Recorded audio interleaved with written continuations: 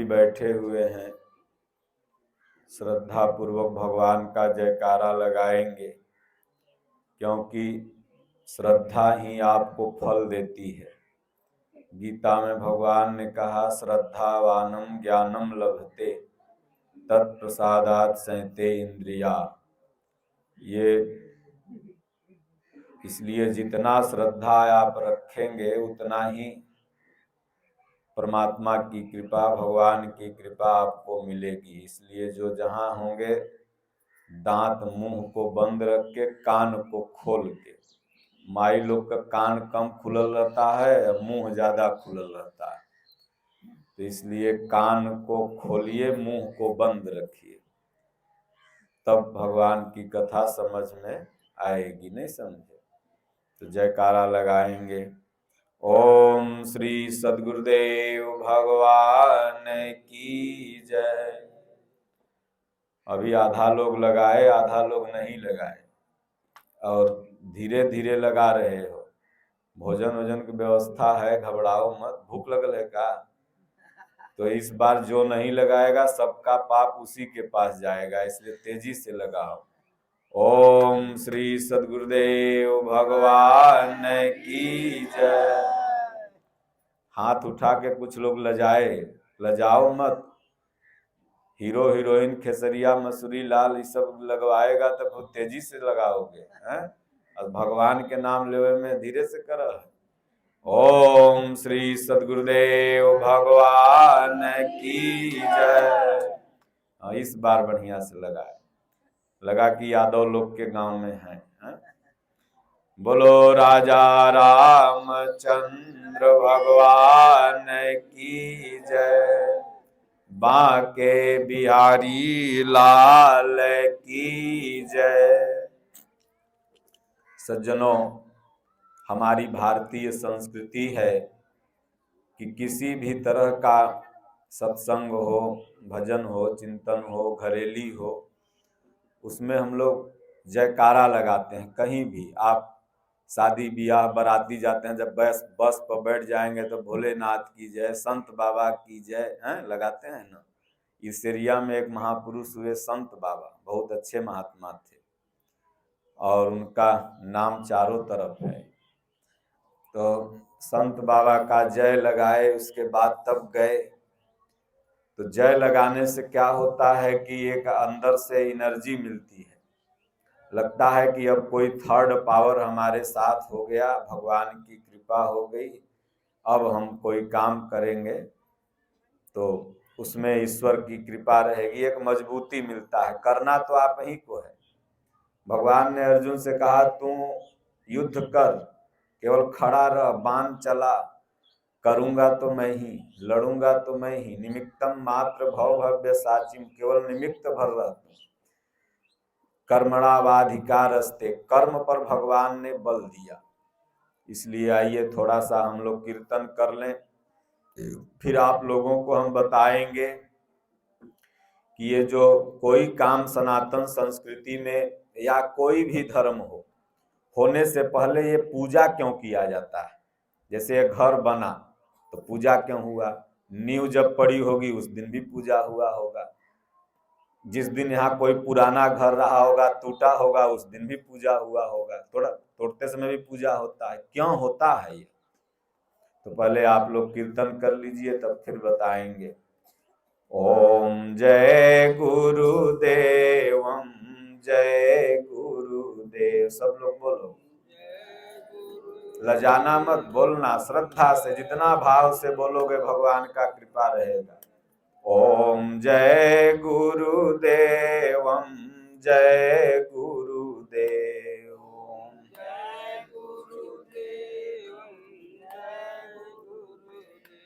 ओम जय सिया राम जय जय सिया राम।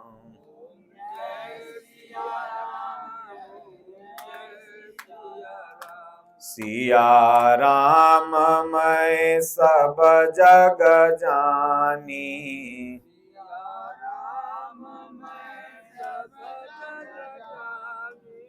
करहु प्रणाम जोरी जुग पानी।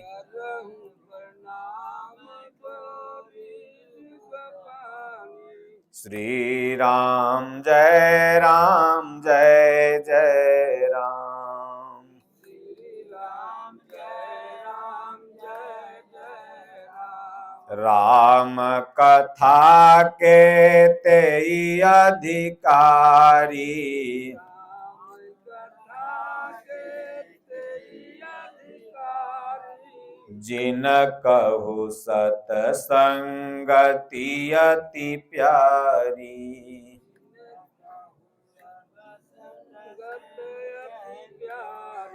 श्री राम जय जय राम। श्री राम जय जय राम। श्री राम जय जय राम। श्री राम जय जय राम।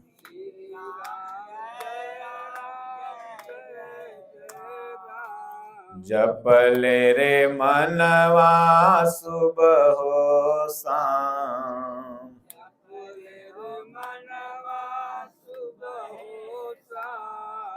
बन जाएंगे तेरे बिगड़े काम।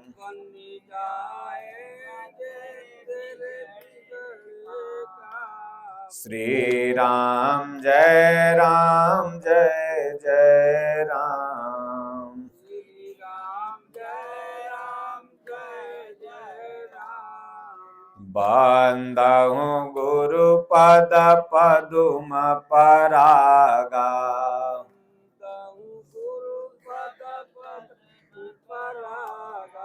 सुरुचि सुबास सरस अनुरागा।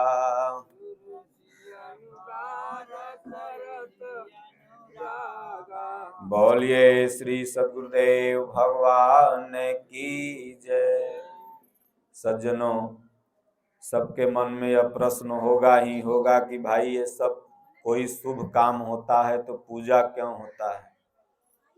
एक बार पितामह भीष्म की गोद में अर्जुन बैठ के खेल रहे थे और उस दिन विश्वकर्मा जी का पूजा था, तो सब अस्त्र शस्त्र निकाल के सफाई हो रहा था। तो अर्जुन ने प्रश्न किया पितामह भीष्म से कि आप बताएं ये अस्त्रों शस्त्रों का पूजा क्यों हो रहा है। बोले देखो भगवान की पूजा हो रही है। बोले क्या ये अस्त्र शस्त्र भगवान है। बोले नहीं, अस्त्र शस्त्र तो भगवान नहीं है, लेकिन हम लोग कोई भी पूजा करते हैं तो भगवान के निमित्त पहले भगवान को संकल्प करके और उसके बाद फिर उसका यूज होता है, उसको अपने कार्यों में लगाते हैं।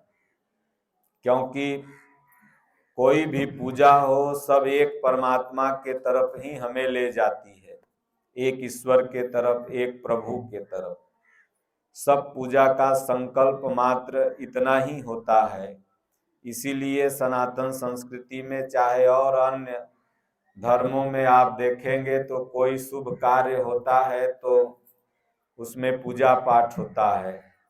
तो ये मिथिलेश जी आश्रम के भक्त हैं, इनके जो साले वगैरह हैं या इनके जो ससुर साहब हैं उमेश जी आरएसएस के नेता हैं, और आश्रम के जहाँ मैं रहता हूँ बहुत परम भक्त हैं। तो वहीं से ये लोग जुड़े थे तो बोले महाराज जी गांव में घर बनाए हैं, घरेली है, आप आ जाते तो बढ़िया रहता। हमने कहा कि ठीक है जरूर आएंगे। तो कुछ ग्रह संकट था इनके घर में, जैसे हाथे थोड़ा सा जर के रह गया, नहीं समझे। इसलिए भगवान का कृपा न तो सब कहता कि देखो साधु संत आया ये हो गया, तो भगवान साधुअन के नाक को बचाते हैं, नहीं समझे। तो क्योंकि इसलिए घरेली में भी पूजा हुआ होगा। तो पूजा का मतलब ही होता है समर्पण। हम अपने आप को समर्पित कर दिए कि प्रभु ये जो घर बना है, कहीं कहीं गृह प्रवेश बोलते हैं, कहीं घरेली बिहार में बोलते हैं, कहीं कुछ कहीं कुछ। तो भगवान जो ये घर बना ये आपका है, अब इसमें आप रहो सबसे पहले, और साथ साथ में मैं आपका भगत हूँ, मैं भी रहूंगा। इसलिए परमात्मा को स्थापित करके आप गाड़ी लेते हैं, घोड़ा लेते हैं, कुछ भी लेते हैं, तो सबसे पहले भगवान की भक्ति भावना करने के बाद ही आप उसका अपने यूज में उसको लाते हैं। इसलिए जब घर बने तो घर को ही मंदिर आप बनाओ, कहीं घर ही के मंदिर बनेबो, हम मंदिर काहे को जइबो। अब आजकल बड़ी समस्या है कि तुलसी दल लेने के लोग ठकुरवारी में जाता है, घर बनाता है लेकिन तुलसी जी वहां नहीं है, नहीं समझे। मुर्गा बनावेला गैस चूल्हा जरूर एगो ऊपर छत्ता में रहते, नहीं समझ रहा, लेकिन तुलसी का पेड़ नहीं रहेगा। तो यह सनातन संस्कृति की एक कमजोरी कह लीजिए कि निगेटिव चीज को हम रख रहे हैं, और जो प्रतीक चिन्ह हैं उनको हम धीरे धीरे इग्नोर करते जा रहे हैं। घर में जैसे यह शरीर भी एक मंदिर है, यह घर भी एक मंदिर है, ये पूरा भारत पूरा विश्व ही मंदिर। हम लोग कहते हैं वसुधैव कुटुंबकम, हमारी जो सनातन संस्कृति है ये पूरे विश्व को ही अपना परिवार, अपना मंदिर मानती है। और इस सनातन संस्कृति का आधार है गीता। भगवान श्री कृष्ण के द्वारा जो अपने प्रिय शिष्य अर्जुन को सुनाई गई वह गीता जो आपके सामने यहाँ रखी हुई है, यथार्थ गीता, हमारे पूज्य गुरुदेव भगवान ने हिंदी में बड़ा सुंदर इसकी रचना की है। कुछ प्रति आया है, तो जो पढ़े लिखे लोग होंगे उनको मिथिलेश जी दे देंगे। बाद में फिर कभी इस गांव में अगर अन्न जल लिखा रहेगा तो आएंगे, तो बढ़िया से सत्संग होगा। तो इसलिए सज्जनों, गीता जो है यह आपका ग्रंथ है, गीता पर ही सनातन टिका हुआ है। गीता एक तरह से कहिए आपका धर्म ग्रंथ है, यह राष्ट्रीय ग्रंथ है। अब कुछ बुद्धिजीवी नहीं, धर्मजीवी लोग बोल दिए गीता मत पढ़ना, गीता घर में मत रखना, न तो बेटवा साधु बन जाएगा। सोचिए भगवान कृष्ण क्या साधु थे, 16,108 पटरानियां थी ना। अर्जुन के पास 4-5 बियाह हुआ था। तो जब अर्जुन साधु नहीं था, भगवान कृष्ण साधु नहीं थे, तो भला आप लोग गीता पढ़ोगे तो कैसे साधु बन जाओगे। भाई कहे थे तो भगवान कृष्ण ने ना, और सुना था अर्जुन। तो अब आप लोगों को इसलिए मना कर दिया गया धर्मजीवियों के द्वारा कि भाई आप लोग जब इसको पढ़ लेंगे, समझ लेंगे, तो आप लोग सही धर्म जान जाइएगा। और जब सही धर्म जान जाइएगा तो जो धर्म के नाम पर गाए गाए ठगले चला है, आज ऐजा यज्ञ है, आज कामरू कामाख्या में तुम्हारे नाम पर जग करा देंगे, यह करा देंगे, वह करा देंगे, उस तीरथ चलो, वहां व्रत करो। जिस तीरथ व्रत में जाओ खाली पंडा लोग नोचही में लगल है, कैसे इसका जेब नोच ले, नहीं समझ रहे। ये सब चीज नहीं करते बनेगा, क्योंकि गीता में भगवान ने अर्जुन से कहा कि अर्जुन जानते हो मैं कहाँ रहता हूं। तो अर्जुन कहा नहीं प्रभु, हम तो सुने हैं कि द्वारिका में रहते होंगे, हम सुने कि वृंदावन में रहते होंगे। तब भगवान कृष्ण कहे चुप, मैं न द्वारिका में रहता हूं न वृंदावन में, वहां तो शरीर रहता है, बल्कि मैं संपूर्ण मनुष्य के हृदय में रहता हूं। ईश्वरः सर्वभूतानां हृदय देशे अर्जुन तिष्ठति। हे अर्जुन, वह सर्व शक्तिशाली परमात्मा मनुष्य के हृदय में रहता है। अभी अगर भगवान मेरे अंदर से निकल जाए तो ये पूरा घर को गंगा जल से 10 दिन तक धोना पड़ेगा। सोचिए निकल क्या गया है, कोई गोड़ नहीं लगेगा, कोई छुएगा नहीं, कहेगा चलो चलो बाप रे बाप सधुआ मर गए, अपना ये सब फेंके फाके, हमसे मतलब नहीं है। सोचो निकल कौन गया अंदर से, राम जी निकल गए, भगवान निकल गए, परमात्मा निकल गए। इसलिए मान ही सब ही राम के नाते। ये जैसे कुरकुरे खाते हैं, टाफी आप लोग खाते हैं, तो चिमकिया कितना बढ़िया रहता है, फेंक देते हैं ना। तो ये शरीर चिमकी है, इसके अंदर वो आत्मा है, वही वो टफिया है। आत्मा निकल गई बस खत्म। इसलिए भगवान ने गीता में कहा वांसांस जीर्णानि यथा विहाय नवानि गृह्णाति नरो पराणि तथा शरीराणि विहाय जीर्णा नान्यानि संयाति नवानि देहि। हे अर्जुन, ये शरीर एक वस्त्र है। जैसे पुराना वस्त्र को आप लोग फेंक देते हैं, अभी होली आ रहा है, नया नया वस्त्र पहनोगे, घूमोगे, उसी तरह से जब शरीर बुढ़ा जाता है, संस्कार बुढ़ा गया, तो ये आत्मा निकल के दूसरा में चल जाता है। भगवान ने कहा न तुम पहला बार जन्म रहे हो और न पहला बार मर रहे हो अर्जुन, इसके पहले बहुत बार जन्मे हो, बहुत बार मरे हो, कभी इस गांव में, कभी उस गांव में, कभी उस गांव में। ये आत्मा निकलती है और चली जाती है। इसलिए पूरा गांव मंदिर होगा, पूरा घर मंदिर होगा, पूरा विश्व मंदिर होगा, पूरा विश्व सनातनी होगा। कब? जब परमात्मा श्री कृष्ण की वाणी गीता का घर घर में पठन पाठन होगा, इसका पाठ होगा।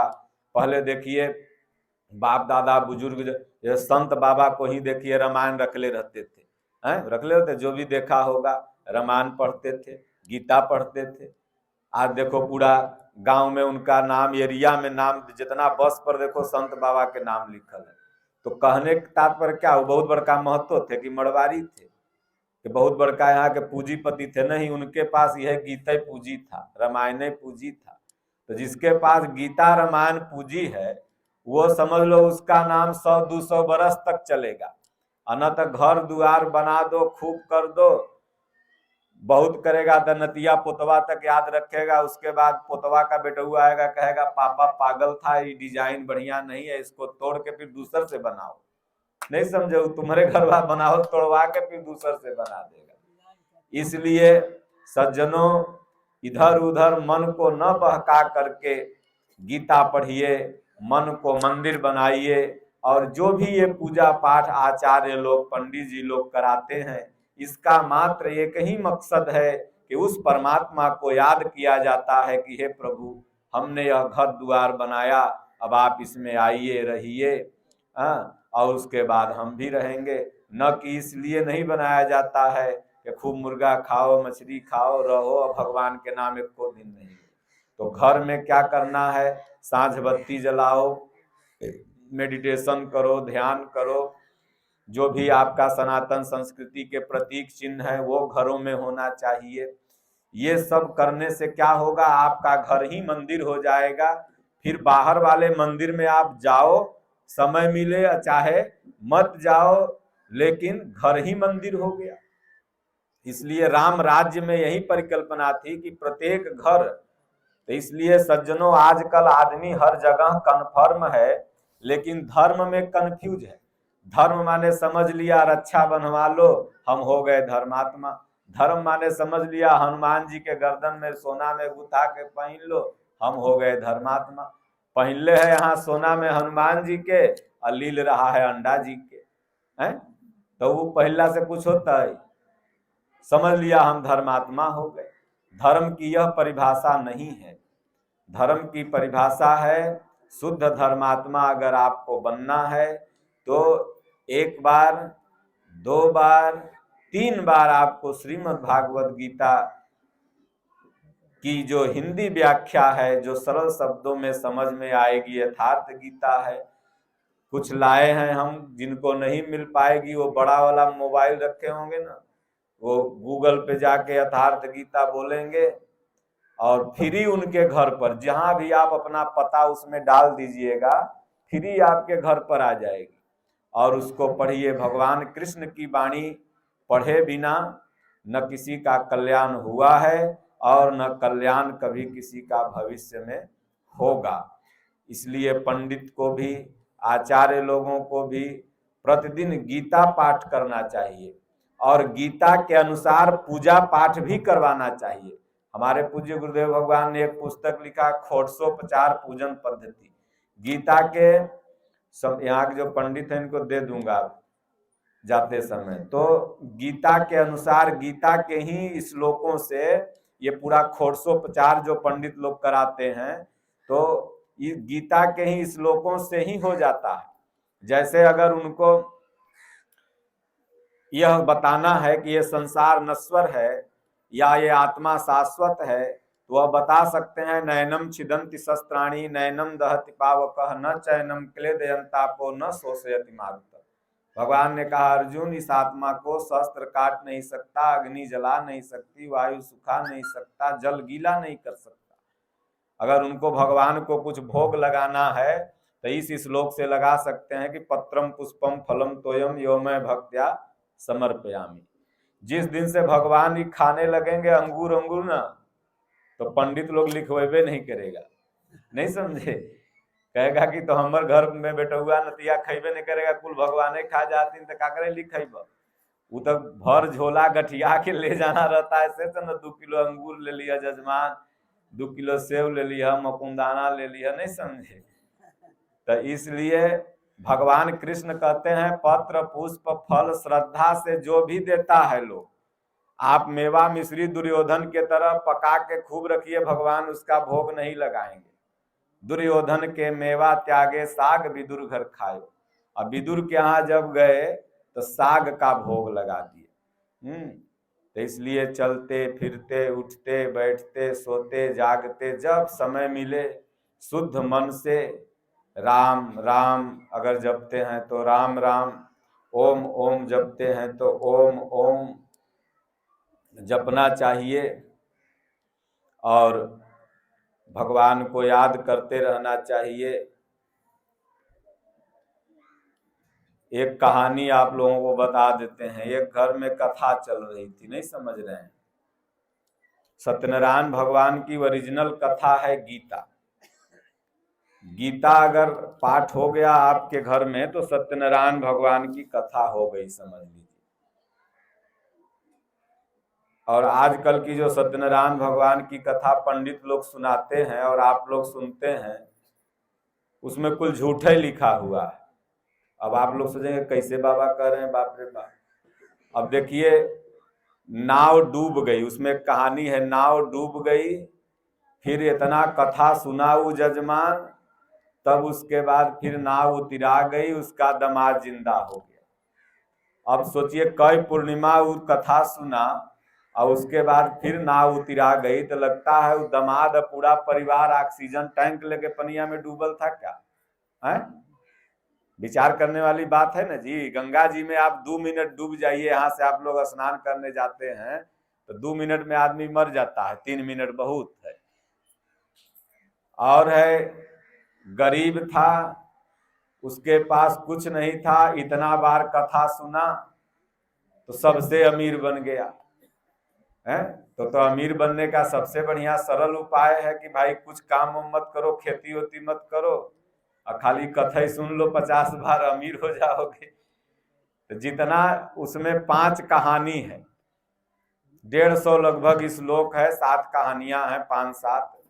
सब कहानी जो है एक किंवदंती पर है, कुछ न कुछ रूढ़ी पर आधारित। एक लकड़ी लकड़हारा था, बहुत गरीब था, कथा नहीं सुना तो ये हो गया, कथा सुन लिया तो ये हो गया।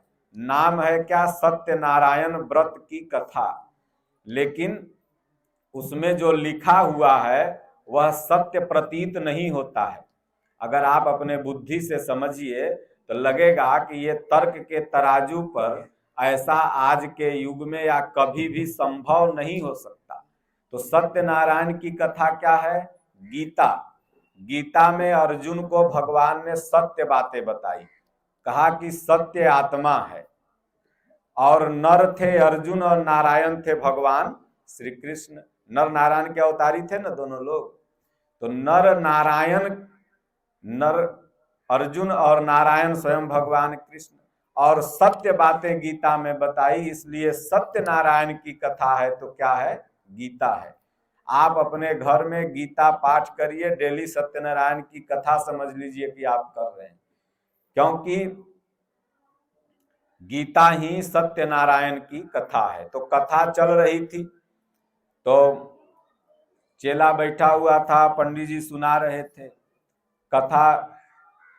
जब सुनने को हुआ तो पंडित जी ने कहा देखो जजमान, हम जो कहेंगे वही तुम कहना, दोसर तेसर बात कुछ मत बोलना। उसने कहा सरकार अपने जे कहब वह हम करब। कहें ठीक है, तो कहें ले पैंती पहन। पहले वो कास का पैंती नहीं पहनाते हैं शुद्धि के लिए, तो वह कहा ले पैंती पहन। पंडित जी कहें ले पैंती पहन, तो वो कहे ले पैंती पहन। वो सोचे पंडित जी जो बोले थे कहने के लिए वही हमको कहना है। पंडित जी कहें बड़ा पागल है, तो जजमनुओं कहे बड़ा पागल है। पंडित जी कहे मारेंगे एक तबड़ाक, तो वो कहे मारेंगे एक तबड़ाक। पंडित जो बोले वो बोले। पंडित जी कहे बड़ा बेवकूफ है, तो वो कहे बड़ा बेवकूफ है। वो कह रहे कथा बढ़िया से सुन, तो वो कहे कथा बढ़िया से सुन। वह पंडित जी के गुस्सा आ गया, धीरे से एक तबड़ाक गलवा पे मार दिए। अब एक यादव के हाथ दूध दही खैले, इहो तड़ा के एक तबड़ाक मारा, दहिना हाथ सुन्न हो गया उनका।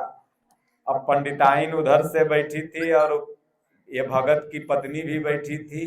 अब वो दोनों हाथ जोड़ले है कि कथा चालू है। वो लोग का जाने की लड़ाई होते है।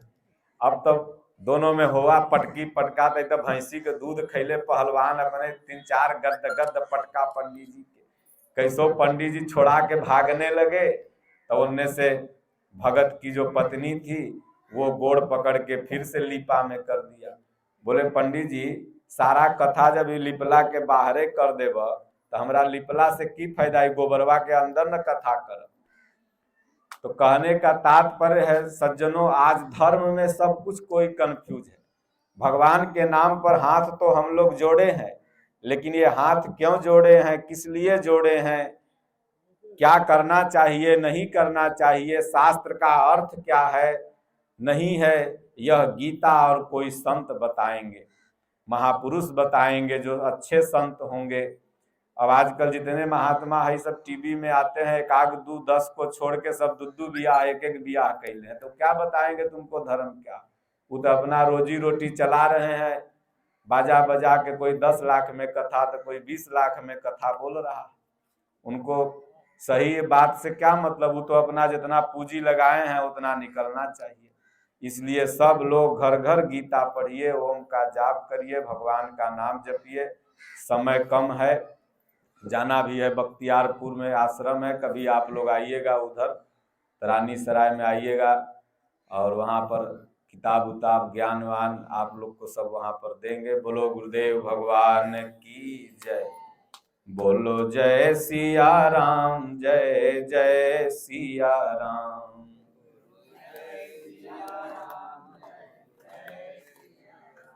बोलो जय सिया राम, जय जय सिया राम।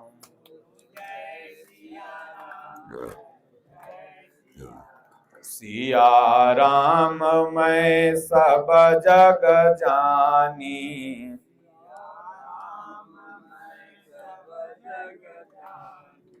करहु प्रणाम जोरी जुग पानी।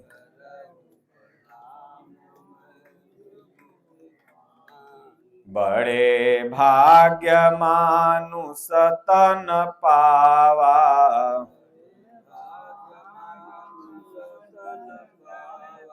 सुर दुर्लभ सब ग्रंथ ही गावा। बोलिए श्री सद्गुरुदेव भगवान की जय। राजा रामचंद्र की जय। मंगल भवन अमंगल हारी, उमा सहित जय जपत पुरारी। ओम श्री सद्गुरुदेव भगवान की जय। राजा रामचंद्र भगवान की जय। हरि ओम। शांति शांति शांति।